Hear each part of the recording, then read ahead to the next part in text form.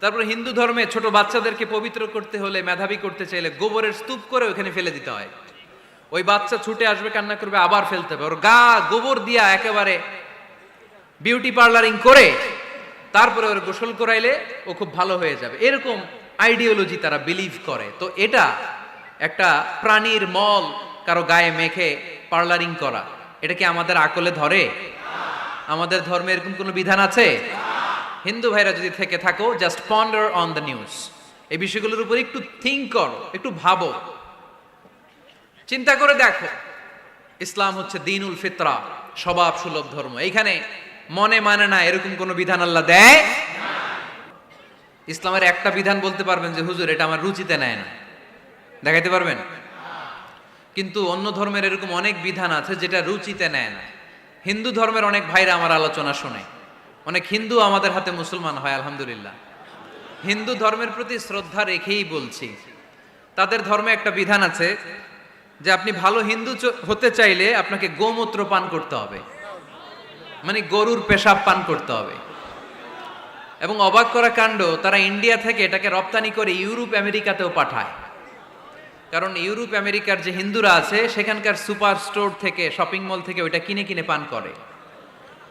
আপনারা যদি বলে এই যে এক বোতল নিয়ে আসছি গরুর পেশাব, এটা খাইলে তোর 1 কোটি টাকা দিব, খাইবেন? আমি কমু তুই নিয়ে আইসোস, তুই খা, ঠিক কিনা? কারণ আমাদের রুচিতে এটা ধরে না, ইসলাম এটা আমাদেরকে শিখায় নাই। তো ইসলামটা হচ্ছে রুচিসম্মত ধর্ম, স্বভাব সুলভ ধর্ম। 7 নাম্বার হচ্ছে দ্বীনুল ইলম, এটা জ্ঞানের ধর্ম, জ্ঞানের উপর প্রতিষ্ঠিত। এই ধর্মের প্রথম কথা হচ্ছে পড়ো। প্রথম কথা কি? আরবিতে কি? বিসমি রাব্বিকাল্লাযী, read in the name of your lord who has created. পড়ো তোমার প্রভুর নামে যিনি তোমায় শিখিয়েছেন। সুবহানাল্লাহ পড়েন। আবু দারদা রাদিয়াল্লাহু তাআলা আনহু বলতেন, কুন আলিমান, আলেম হও, আও মুতাআল্লিমান, অথবা আলেমের ছাত্র হও, আও মুত্তাবিআন, অথবা আলেমের ফলোয়ার হও, আও মুহিব্বান, অথবা আলেমকে ভালোবাসো, ওয়ালা তাকুনিল খামিস, 4টা হইও, 5 নাম্বার হইও না, ফাতাহলিক, তাহলে ধ্বংস হয়ে যাবা। 5 নাম্বারটা হচ্ছে আলেম বিদ্বেষী, খবরদার আলেমদের পিছনে লেগো না, তাহলে তোমার দিন দুনিয়া আখিরাত সবটারে বরবাদ করে দিবে কে? এটা নলেজের উপর বেস করে ধর্ম, এখানে উল্টাপাল্টা কথা বলার সুযোগ। 8 নাম্বার এই ধর্মের বৈশিষ্ট্য হচ্ছে দ্বীনুস সালাম, এটা শান্তির ধর্ম। আওয়াজ করে বলেন দ্বীনুস সালাম। কিসের ধর্ম? বিশ্বনবী যখন রাজা বাদশাদের কাছে চিঠি লিখতে পাঠাতেন, ওনার কুত্তাব ছিল, মানে ওহী লেখক এবং চিঠি লেখক সাহাবী। বিশ্বনবী বলতেন লেখো আসলিম তাসলাম, ওই দেশের প্রধানমন্ত্রীর কাছে পাঠাও। চিঠির শুরুতে থাকতো সালাম, কি থাকতো? শান্তি। সালামুন আলা মানিত্তাবা আল হুদা, শান্তি তার জন্য যে হেদায়েতকে গ্রহণ করেছে। আসলিম তাসলাম, ইসলাম মানো, দুনিয়াতেও শান্তি, আখিরাতেও তোমার শান্তিতে রাখবে কে? আবার আল্লাহর নিজেরও একটা নাম সালাম, ঠিক কিনা? আসসালাম আল মুমিন আল মুহাইমিন আল আজিজ আল জাব্বার, ঠিক কিনা? আবার আমরা যখন একজন আরেকজনের সাথে দেখা হয় আমরা কি বলি?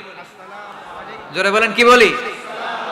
আবার যারা, যে মুক্তিযোদ্ধারা দেহের তাজা রক্ত বিলিয়ে দিয়ে কবরে শুয়ে আছে, তাদেরকে আমরা কি বলি?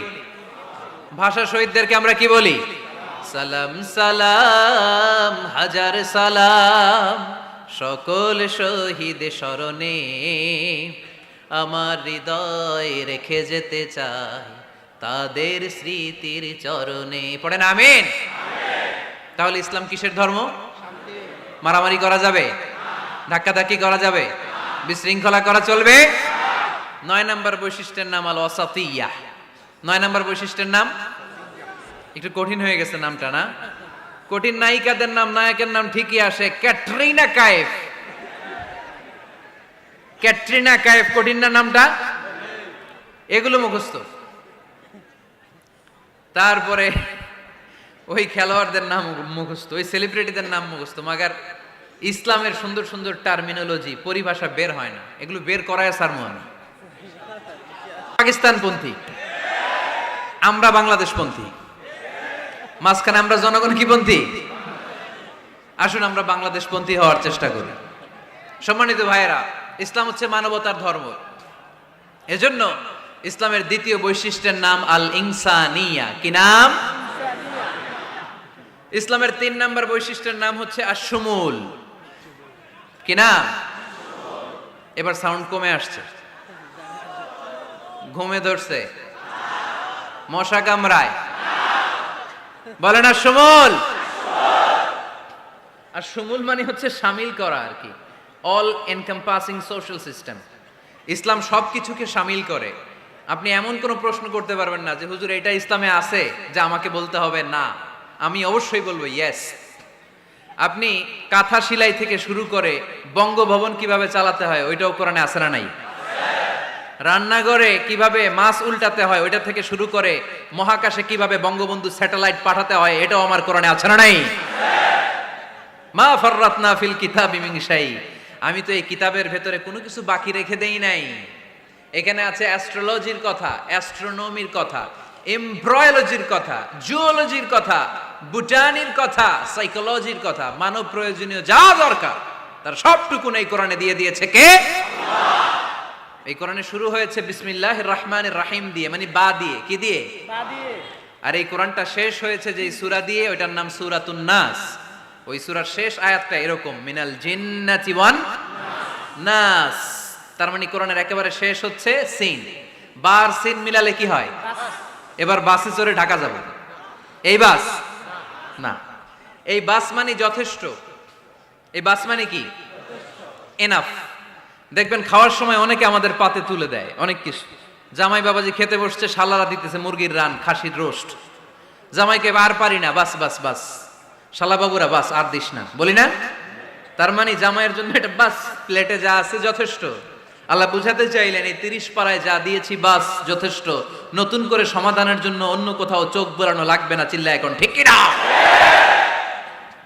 সমাধান দিয়েছে আল্লাহ এই কোরআনে, সমাধান আর শামিল, অল এনকম্পাসিং সোশ্যাল সিস্টেম সব দিয়েছে, কিছু বাকি রাখে নাই। সায়েন্স থেকে শুরু করে, সমাজ বিজ্ঞান থেকে শুরু করে, গার্হস্থ্য অর্থনীতি থেকে শুরু করে, সাহিত্য থেকে শুরু করে, হিস্ট্রি থেকে শুরু করে, প্রাগৈতিহাসিক বর্ণনা থেকে শুরু করে, আমাদের যার যা দরকার তা আল্লাহর কোরআনে আছে না নাই? এজন্য সমাধান খোঁজার জন্য আমরা চোখ রাখবো কোথায়? সমাধান চাও যদি জীবনে মরণে ফিরে যাও, খুঁজে নাও চোখ রাখো কোরআনে। ঠিক কিনা? চোখ রাখবেন কোথায়? নাকি এনটিভির পর্দায়, এটিএন বাংলার পর্দায়, জি বাংলার পর্দায়? সমাধান পেতে চাইলে চোখ রাখবো। সমাধান চাও যদি জীবনে মরণে ফিরে যাও, খুঁজে নাও চোখ রাখো কোরআনে। ঠিক কিনা? তাহলে শামিল সবকিছু আছে এ ধর্মে, ভাগাভাগি করা যাবে না। মসজিদ আল্লাহর দিলাম, বাকিটা আমি নিয়ে নিলাম, করা যাবে? খণ্ডিত করে মানা যাবে না। কেউ আমরা সুফিপন্থী যারা, এরা আধ্যাত্মিকতাকে নিয়েছে, বাকি অনেক কিছুতে অবহেলা। আন্দোলনপন্থী যারা, এরা স্লোগান নিয়েছে, আধ্যাত্মিকতায় অবহেলা। অনেকে গবেষণা নিয়েছে, বাকি দিকগুলোতে অবহেলা। আমরা কোনোটারে অবহেলা করতে চাই না। ইসলাম হচ্ছে অল এনকম্পাসিং সোশ্যাল সিস্টেম, মানলে পুরোটাই মানতে হবে। রাজি আছেন তো? ইসলামের 4 নাম্বার বৈশিষ্ট্যের নাম হচ্ছে আল উমুম। 4 নাম্বার বৈশিষ্ট্যের নাম কি? উমুম। আওয়াজ করে বলতে হবে, 4 নাম্বার বৈশিষ্ট্যের নাম আল উমুম। মানে হচ্ছে এটা ইউনিভার্সাল রিলিজিয়ন, এটা সবার ধর্ম। এটা কার ধর্ম? নাকি শুধু আমাদের? এটা হিন্দুদেরও ধর্ম, বৌদ্ধদেরও, খ্রিস্টানদেরও, আস্তিকদেরও, নাস্তিকদেরও। হিন্দুরা মানে না তো আমরা কি করব? ইসলাম কি শুধু আমার বাপদাদার সম্পত্তি? যে কেউ ইসলামে ঢুকতে চাইলে আমাদের দরজা তার জন্য খোলা আছে না নাই? হিন্দু যদি বলে কালিমা পড়বো, দরজা খোলা না? খ্রিস্টান যদি বলে মুসলমান হব, দরজা খোলা না? আস্তিক যদি বলে, নাস্তিক যদি বলে আস্তিক হতে চাই, তার জন্য সুযোগ আছে না নাই? কিন্তু আপনি চাইলে ইহুদি হতে পারবেন না, জানেন? চাইলে ইহুদি হওয়া যায় না। ইহুদি হতে হয় বাই বর্ন, জন্মসূত্রে ইহুদি হতে হয়। তাও আপনার মা হতে হবে ইহুদি, আপনার বাবা ইহুদি কিন্তু মা অন্য ধর্মের, তাইলে আপনি দুনিয়াতে আসলে আপনি ইহুদি হবেন? কত বড় ডাকাইত! খেয়াল করছেন? কেউ চাইলে ওদের ধর্মে ঢুকারও সুযোগ নাই। কিন্তু ইসলামে কি এগুলো আছে? কথা বলেন। আল্লাহ নিজের পরিচয় যখন দিয়েছেন, আল্লাহ কি বলছে? আমি মুসলমানদের রব, আমি মুত্তাকিদের রব, টুপিওয়ালাদের রব, দাড়িওয়ালাদের রব। তিনি বলেছেন রব্বুল আলামিন। কি বলেছেন? রব্বুল আলামিন, আমাদের রব্বুল আলামিন। আল্লাহ তাআলা সূরা মুলকে বলেছেন এই পৃথিবী সাজানোর, এই জীবন মৃত্যুর এই খেলা, এটার উদ্দেশ্যটাকে আল্লাহ তাআলা স্পষ্ট করে বলেছেন, আল্লাযী খলাকাল মাউতা ওয়াল হায়াতা লিয়াবলুয়াকুম আইয়ুকুম আহসানু আমালা। জীবন মৃত্যু দিয়ে তোমাদের জীবনকে সাজানো হয়েছে এজন্য, যাতে করে তিনি তোমাদের পরীক্ষা করতে পারেন। কি করতে পারেন? তোমাদের মধ্যে কে সৎকর্মে অগ্রগামী, কে কাজে ভালো, আমলে ভালো, এটা দেখার জন্য। বেসিকলি আল্লাহর দেখার প্রয়োজন নাই, আমাদেরকে দেখানোর জন্য এই পরীক্ষার আয়োজন। আমি ভালো করবো না খারাপ করবো এটা আল্লাহ জানে না? তো ওনার পরীক্ষা করা লাগে কেন? কথা বলেন। আমি জান্নাতি না জাহান্নামী এটা আল্লাহ জানেন না? বেসিকলি আমাদেরকে জানানোর জন্য এই পরীক্ষার আয়োজন। কাদেরকে জানানোর জন্য? মানে তুমি জেনে যাও তুমি জান্নাতি না জাহান্নামী। আমি ভালো করেই জানি। একটা ছোট্ট উদাহরণ দিলে বুঝতে পারবেন প্রিয় ভাইয়েরা। ধরেন আল্লাহ তাআলা দুইজনকে সৃষ্টি করলেন। উদাহরণস্বরূপ একজনের নাম আব্দুল্লাহ, আরেকজনের নাম আব্দুর রহমান।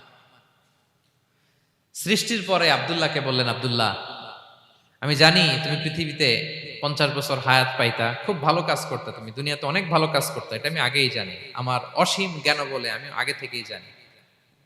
তো যাও, তোমার এইমাত্র সৃষ্টি করলাম, যাও তুমি জান্নাতে ঢুকে যাও, কারণ আমি জানি তুমি জান্নাতি হবে।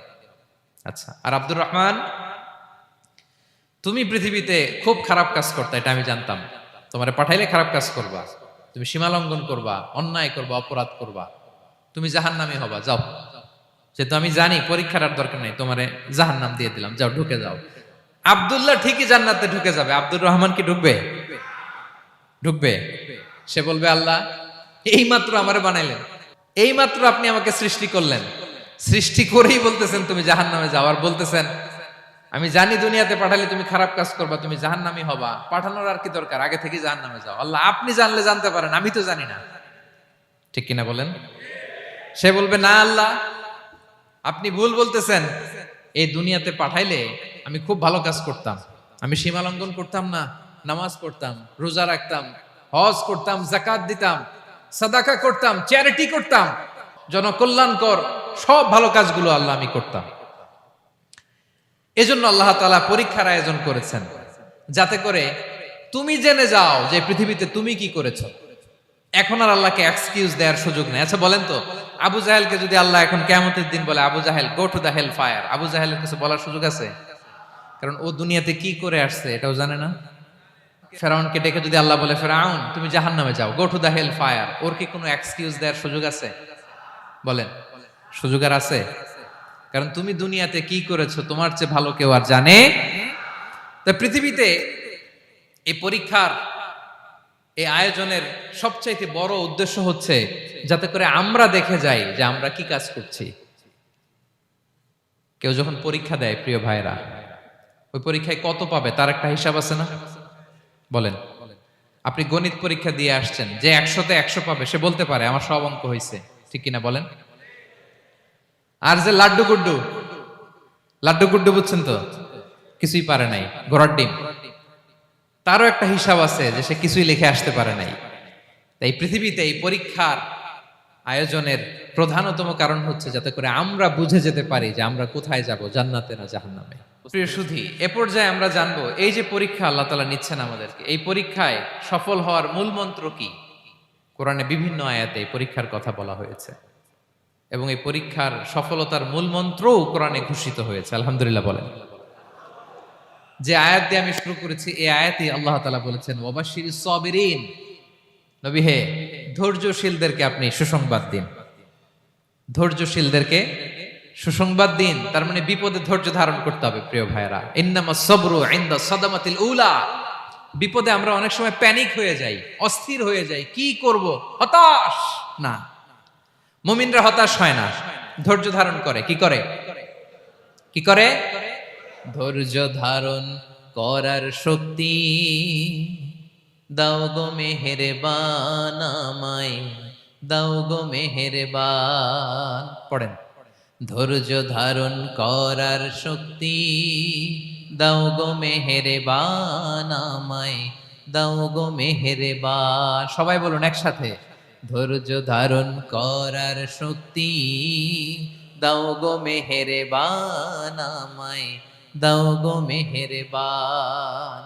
বুকের ভেতর ব্যথার নদী বইছে অবিরাম, বইছে বইছে অবিরাম। পড়ুন, ধৈর্য ধারণ করার শক্তি দাও গো মেহেরবান, আমায় দাও গো মেহেরবান। পড়েন আমিন। আল্লাহ যেন বিপদে আমাদেরকে ধৈর্য ধারণ করার তৌফিক দান করে। প্রিয় ভাইয়েরা, ধৈর্য এটা এমন একটা গাছ যে গাছের সারা গায়ে কাটা, কিন্তু এই গাছের ফলটা বড় সুস্বাদু।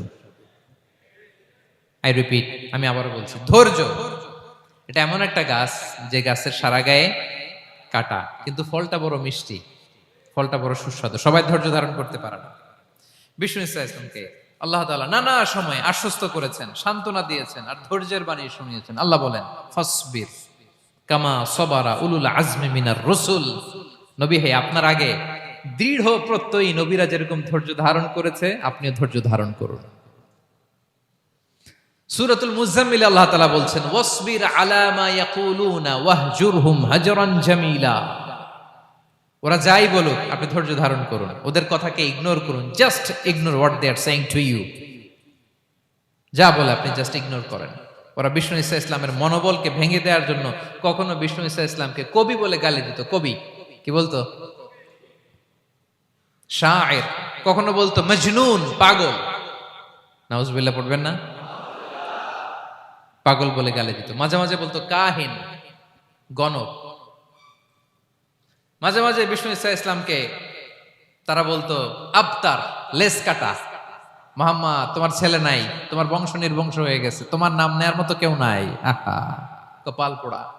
গোটা বিশ্বব্যাপী বিষ্ণু ঈসা ইসলামের সুনাম সুখ্যাতি ছড়িয়ে দিয়েছে কে? আকাশ বাতাস মাড়িয়ে, সাত আকাশ ছাড়িয়ে আল্লাহর আরশ পর্যন্ত আল্লাহ তাআলা বিষ্ণুনবীর সুনাম সুখ্যাতিকে সৌচ্চ করেছেন। ঠিক কিনা বলেন? ইগনোর করুন। আপনাকে কবি বলে, গণক বলে, আপনাকে পাগল বলে, আপনাকে লেসকাটা বলে, জাস্ট ইগনোর দেন। বর্তমান সময়েও নানা ধরনের ট্যাগ আমাদেরকেও দেয় কি দেয় না বলেন? দেয়। আমাদেরকে কি বলে? মৌলবাদী বলে, বলে বলে ওই যে রাজাকার বলে। হ্যাঁ, রাজাকার রাজাকার খেলার দিন শেষ। মন মতো হইলে মুক্তিযোদ্ধা, মন মতো না হইলে রাজাকার, এই দিন শেষ। ওই দিন আর নাই। এই কার্ড দিয়ে আর খেলার দিন নাই। এগুলো মানুষ আর খায় না এখন, এগুলো গিলে না আর। সাধারণ মানুষ বড্ড সচেতন। দেখেন, কালের বিবর্তনে, সময়ের আবর্তনে একই পরিক্রমা আমাদেরকেও ট্যাগিং করে। আমাদেরকে মৌলবাদী বলে, ব্যাকডেটেড বলে, রাজাকার বলে, জঙ্গি বলে, যুদ্ধাপরাধী বলে। আছে না এরকম? ওয়াসবির আলা মা ইয়াকুলুন, নিজের সাথে মিলায় নেন। যা বলে ধৈর্য ধারণ করো। ওয়াহজুরহুম হাজরান জামিলা, জাস্ট ইগনোর দেম, ভালোভাবে ইগনোর করেন। খালাস, সালাম দিয়ে কেটে পড়েন। তাহলে প্রিয় ভাইরা, এই বিপদ আপদ আমাদের পিছু ছাড়বে না, পিছু ছাড়বে না। নবীদের পিছু ছাড়ে নাই, আমরা কোথায়? আমরা আর কি? বিপদ আমাদেরকে ধৈর্য ধারণ করতে হবে, মনোবল হারাইলে হবে না। দেখেন বিশ্বনবী কিভাবে আপনাদেরকে সান্ত্বনা দেয়। বিশ্বনবী বলেন, আজাবান লি আমরিল মুমিন, মুমিনের ব্যাপারটা বড় আশ্চর্যজনক। ফাইন্না আমরাহু কুল্লাহু লাহু খাইর, মুমিনের জীবনে যা ঘটে সবটাই খাইর, সবটাই কল্যাণ।